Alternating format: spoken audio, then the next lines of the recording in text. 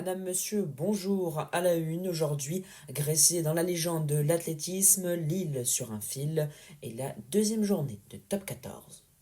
Le casque sur les oreilles, le volume au maximum, un verre à la main, l'œil du sport. 43e édition, c'est parti.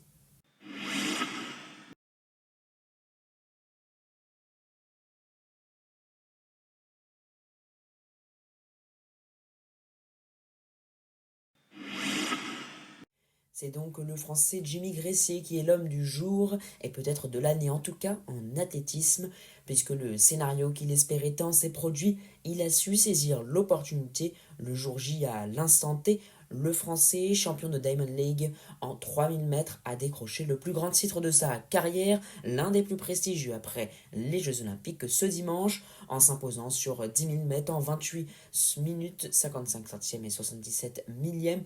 Au terme d'un sprint fou dans la dernière ligne droite, il devient seulement le troisième européen à décrocher ce titre et le premier français.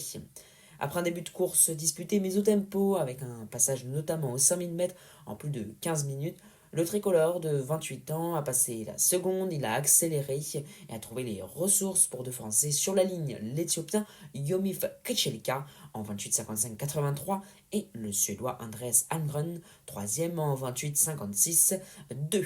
Au terme d'un sprint dont il a le secret, lui qui a l'habitude, pour ceux qui le connaissent moins, de finir très rapidement ses courses.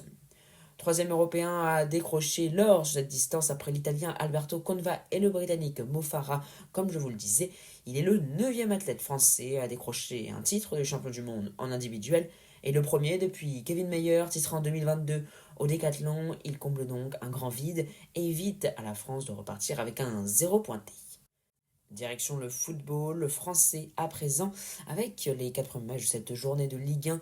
Marseille a humilié Lorient 4-0, Nice s'est imposé face à Nantes 1-0, Monaco s'est imposé de 1 but face à Auxerre 2-1, Auxerre qui était réduit à 10, et Lille s'est imposé sur le fil de Buzyn face à Toulouse. C'est une surprenante équipe pose interrogation. En effet, au moment du penalty, Olivier Giroud ne l'a pas tiré, peut-être une remise en question après son raté de la dernière fois.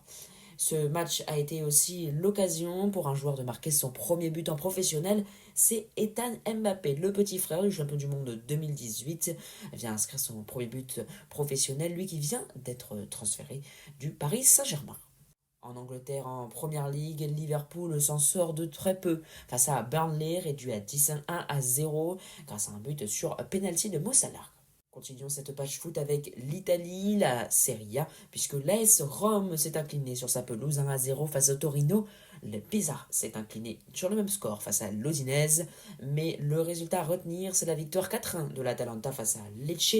Rappelons que le champion de Ligue Europa 2024 sera le futur adversaire du Paris Saint-Germain pour cette première journée de Ligue des Champions. Le rugby à présent avec la deuxième journée du championnat, le RC Toulon qui s'est imposé 16-12 face au Castres Olympique, l'Aveyron Bayonnais s'est imposé 26-23 face à Montpellier, 34-10 pour la section paloise face au Stade Français. La Rochelle s'est rassurée, victoire 34-16 face à l'ASM Clermont. Le Stade Toulousain a livré une démonstration 31-13 face à l'USAP et l'US Montauban s'est incliné 18-25 face au Loup. La Coupe du Monde féminine avec 3 résultats à vous signaler. Tout d'abord la victoire 46-17 de la Nouvelle-Zélande face à l'Afrique du Sud. La victoire également d'un outsider, le Canada, 46-5 face à l'Australie. La France de son côté s'est imposée à la dernière seconde au moment de la sirène, 18-13 face à l'Irlande. Ce fut un match laborieux avec 3 cartons jaunes, mais elles devront donc se préparer pour leur nouvelle rencontre qui sera la demi-finale, vraisemblablement face aux Anglaises qui à l'heure de cet enregistrement sont sur le point elles aussi de se qualifier. Quittons les sports de ballon pour retrouver le cyclisme. Vendredi avait lieu le Grand Prix du Québec et ce n'est pas à la surprise générale, mais c'est au bout d'un scénario surprenant qui a longtemps été très dur à comprendre que Julien Alaphilippe, double champion du monde français, a réalisé un sacré numéro pour s'imposer sa première victoire chez Tudor. Tadej Pogacar termine au-delà de la 20e place.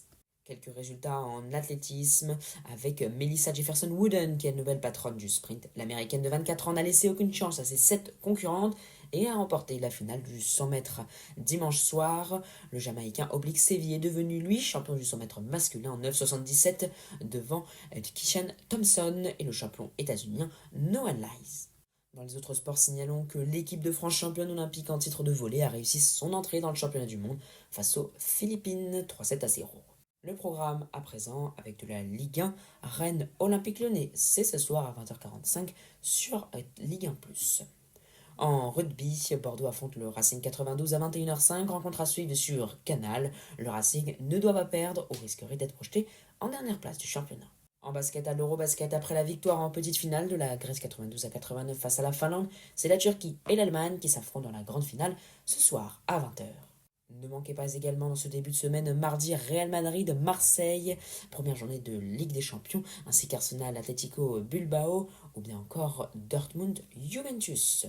Merci beaucoup d'avoir suivi l'œil du sport. N'hésitez pas, sincèrement, laissez-nous un petit pouce, un commentaire, abonnez-vous, mais surtout partagez largement tout autour de vous. Je suis sûr que vous connaissez au moins un fan de sport qui serait ravi de découvrir le nouveau podcast idéal avec un résumé complet.